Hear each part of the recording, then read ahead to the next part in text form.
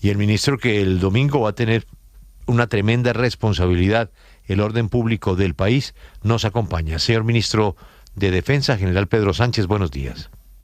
Julio, muy buenos días, me alegra escucharlo y un saludo muy especial a quienes también nos escuchan.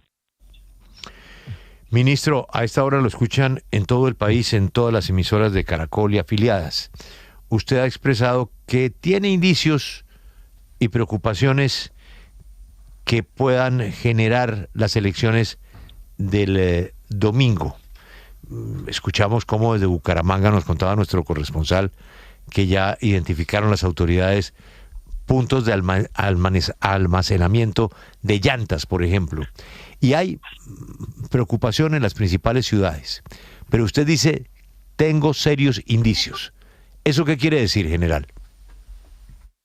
Julio, me refiero a un mapa de análisis de riesgo electoral que hizo nuestra Policía Nacional, en el cual integró la información de más de 15 entidades y analizó más de 200,000 datos para concluir cuáles son los principales riesgos que tendríamos en esta segunda vuelta. Y al igual que un partido de fútbol, crece más la emoción e intenta anular la razón. Ya no tenemos 13 candidatos, sino solamente dos candidatos. Y algunos simpatizantes radicales, no un grupo criminal, sino algunas personas, y lo hemos visto en redes sociales, están generando y tienden también a promover un lenguaje que no ayuda para nada a mantener las elecciones tranquilas. Y frente a ellos se determinaron algunas ciudades, dentro de esas está Bucaramanga, que precisamente ahorita voy también para allá, Cali o Bogotá, que ayer estuve reunido con el alcalde, para analizar cómo estamos nosotros organizados frente a ese riesgo. Aquí la clave es, sí, reconocemos los riesgos, pero tenemos una capacidad estatal para mitigarlos. El mismo procurador lo dijo, que las elecciones pasadas han sido las más seguras, las más, de alguna manera, tranquilas de los últimos 30 años, y esperamos que sea así el próximo domingo. Frente a ello es clave dos elementos. Por un lado, la prevención, y por otro lado, la atención. En la prevención es mantener la calma. La gente se preocupa de que le van a robar tal vez los votos, dicen, es uno de los argumentos. Pero aquí es clave recordar que 1.200.000 personas diferentes a la fuerza pública van a estar cuidando los votos. Testigos electorales 374.000, jurados de votación 850.000, y el resto de personas son de la Procuraduría, Personería, Defensoría del Pueblo. La otra línea es atacar la desinformación.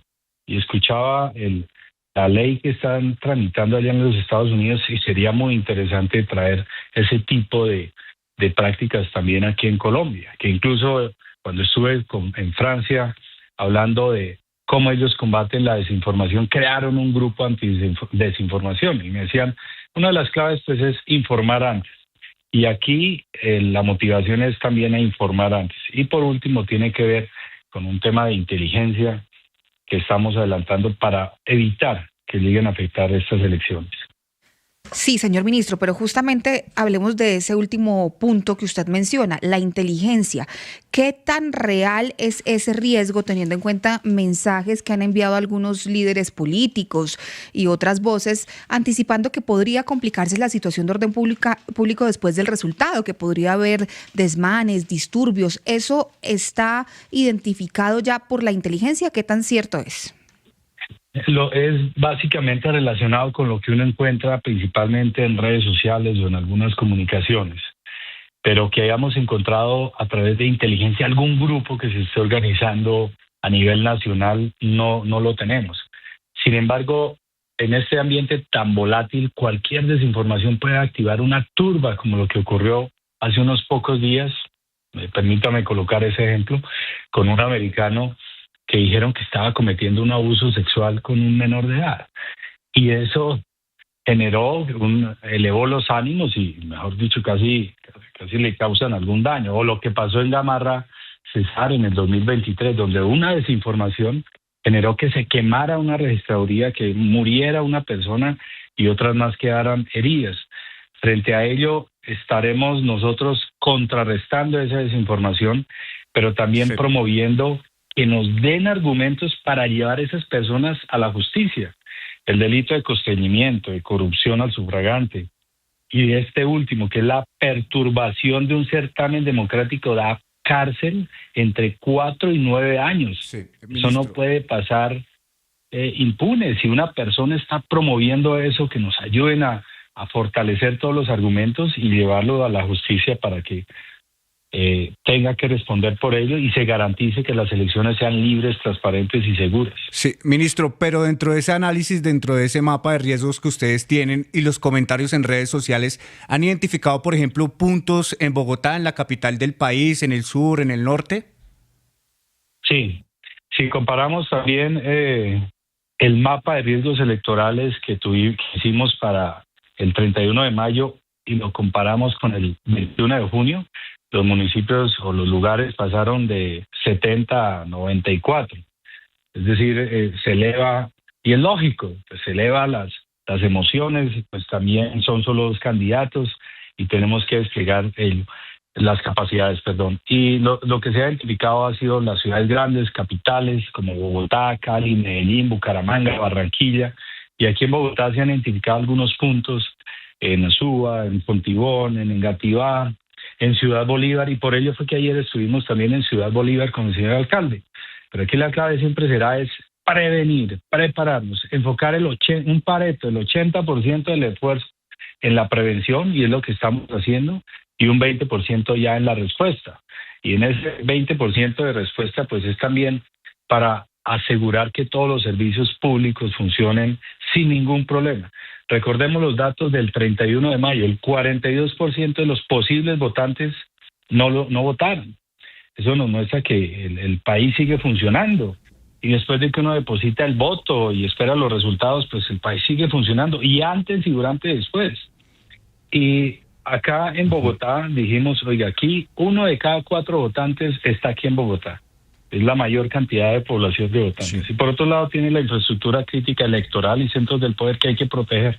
Sí, ministro, el director de la policía habla de 49 puntos identificados, 13 ciudades en el país donde podría existir un riesgo de alguna clase de desorden producto de los resultados del domingo. ¿Ustedes en esos puntos específicos han planteado estrategias para anticiparse a lo que pueda suceder? Sí, señor. Y la estrategia tiene 2 componentes, uno de la prevención y otro de la atención frente a lo que pudiera ocurrir.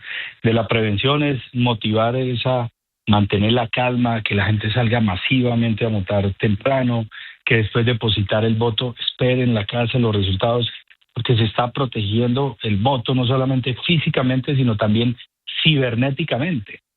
Por ello fue que creamos un plan de contingencia y activamos los PMU 5 días antes de las elecciones. Regularmente se hacen o el día de las elecciones o un día previo. Esta vez lo activamos 5 días antes. También en esa prevención es atacar la desinformación, es informar previamente, articular toda la capacidad de inteligencia y motivar que nos den información a través de la línea 157. Hasta 50 millones de pesos de recompensa por delitos para contrarrestar delitos electorales, 200 millones de pesos para evitar atentados terroristas, hasta 1.000 millones de pesos para evitar cualquier atentado a algún candidato. Y por otro lado ya es la atención del evento.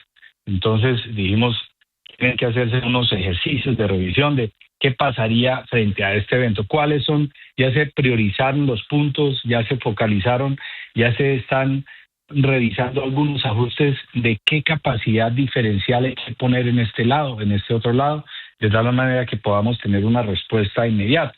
Y por otro lado, en el caso, por ejemplo, de Bogotá, que también se está haciendo en otras ciudades, hay una mesa técnica de servicios donde están las empresas privadas y públicas que brindan los servicios del agua, de la luz, etcétera, para que si ocurre algo se pueda responder rápidamente. Y le vamos a mandar al ministro un documento que nos acaba de llegar que le puede servir de ayuda, que es del Instituto de Ciencia Política Hernán Echavarría Olózaga. Ellos hicieron un mapa de advertencia de la primera vuelta y coincidieron en muchas cosas de lo que se pudo registrar por parte de las autoridades. Y ahora hicieron el mismo mapa, pero le sumaron sitios en donde la gente usa expresiones como toca pedir permiso, aquí mandan otros, o mejor no hablar. Y citan a Cartagena del Chairá, el Tambo, Anorí y la ciudad de Barranquilla. Pero donde registra el mayor problema el estudio es en el litoral pacífico. También, por supuesto, en el Catatumbo y en la frontera con el Orinoco y el Amazonas. Le vamos a hacer enviar el estudio inmediatamente al ministro, que estoy seguro que le va a servir. Juan Pablo. Señor ministro, aprovecho que lo tenemos en línea para preguntarle sobre algo que nos dijo el ministro del Interior del Ecuador hace un par de días en conversación con 6am de W de Caracol. Y es que hablamos sobre la situación de la frontera y nos dijo, por un lado, que él ha hecho recorridos en la frontera colombo-ecuatoriana y no hay presencia de hombres del ejército o presencia de la fuerza pública colombiana en el lado de frontera nuestro. Pero además señaló que lo que él nota es una falta de voluntad política para combatir a los grupos que se dedican a las economías ilegales en esa zona del país, porque aunque tenemos una gran policía, dijo él, no hay voluntad política para contener a esas personas. ¿Cuál es la realidad de nuestra frontera? ¿Qué opina de lo que dijo el ministro? Ese tipo de declaraciones que han mencionado, la verdad, uno lo dejan asombrado, porque dice, ¿cómo es posible que mencionen tantas cosas diferentes a la realidad? En algún momento dijeron que habíamos ordenado retirar la tropa de allá. En temas de relaciones internacionales las maneja el señor presidente de la República. Diría en este caso que las relaciones en términos de seguridad, de relación entre fuerza pública de Colombia y Ecuador es muy fuerte. Allá tenemos desplegados más de 15.000 hombres en esos dos departamentos, capacidades aéreas, blindados, buques, que ha permitido que en la región de frontera, tanto en los departamentos o en las provincias, en este caso Ecuador, que son fronterizas, se haya reducido el homicidio. Y allá en Ecuador lo que han encontrado los criminales es una facilidad para poder traficar. Y esa facilidad para poder traficar y relacionarse con otras estructuras criminales, que muchas de ellas son mexicanas, pues duplicó prácticamente la tasa de homicidios allá en Ecuador. Además que coincide que es el doble de la tasa de homicidios que tenemos acá en Colombia. Allá en esa zona hemos desplegado operaciones muy fuertes donde también tenemos priorizado el reemplazo de la sustitución de los cultivos ilícitos. Aquí en Colombia, durante estos 4 años, se contuvo ese crecimiento de los cultivos ilícitos y comenzó una reducción en los últimos 8 meses de 14.000 hectáreas, donde la mayor reducción se está haciendo allá en límites con el Ecuador. Por otro lado, cada 50 minutos destruimos un laboratorio de coca, pero algunos dicen, aquí está inundado Colombia. El 99.8% del territorio colombiano es libre de cultivos de coca.